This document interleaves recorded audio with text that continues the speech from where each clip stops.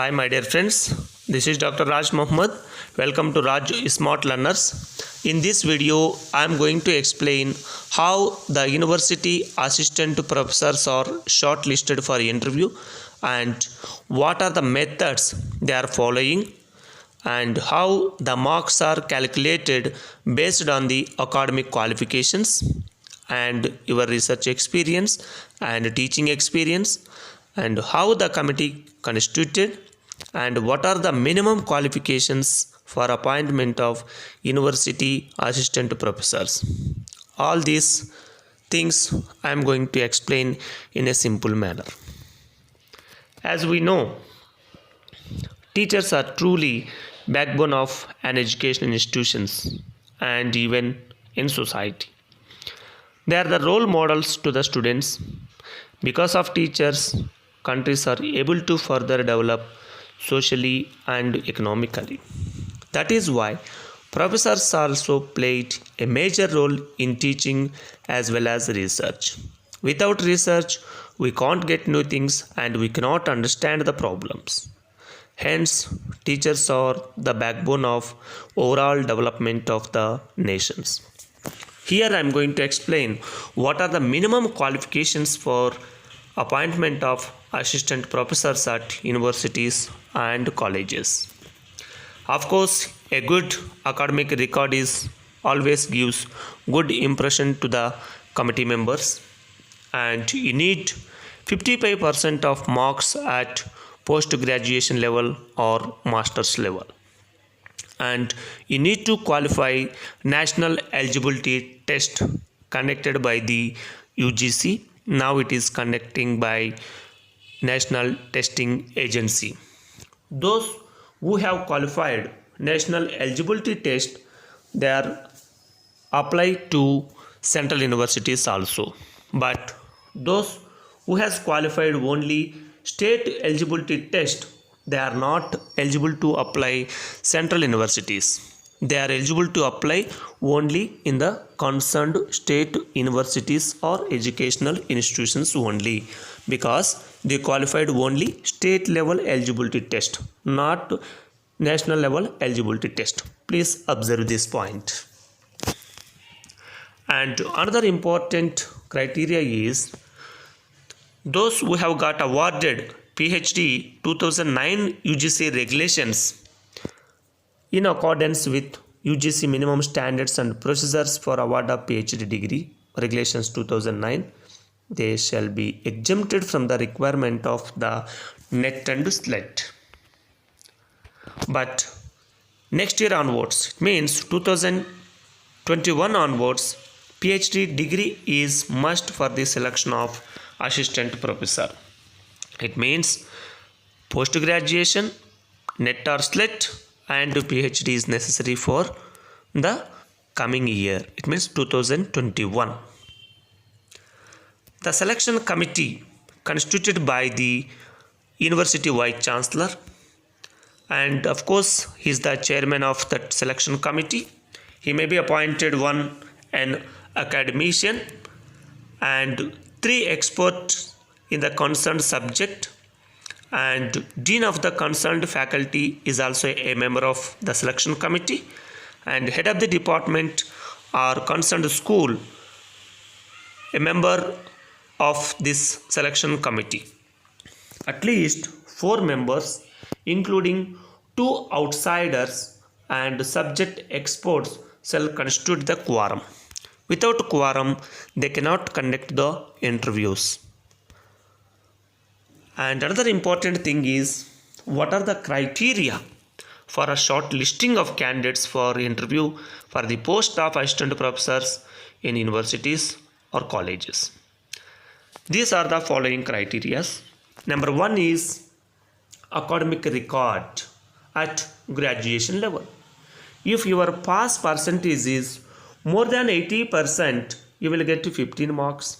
Your pass percentage is 60 to 80%, you will get 13 marks. If your pass percentage is 55 to 60, you will get 10 marks. If your pass percentage is 55 to 45, you will get only 5 marks. It means if you have more pass percentage, you will get more marks. And this principle is also applicable to post-graduation level also. If your post-graduation marks are more than 80% pass percentage, you will get 25 marks. If your pass percentage is 60 to 80%, you will get 23 marks. And those who belongs to SC, ST, OBC non-criminal category, so 50% is enough for applying of assistant professors at universities. Okay. Another important criteria is if you have PhD degree, you will get 30 marks. If you have PhD NET with JRF, National Eligibility Test with JRF, Junior Research Fellowship, you will get 7 marks. If you have only National Eligibility Test, you will get 5 marks. If you have SET or SLET, you will get 3 marks. In this category, totally 40 marks. Okay. And another important criteria is research publications. 10 marks assigned for research publications. If your paper is published in peer-reviewed journals or UGC care listed journals, you will get 2 marks for each research publications.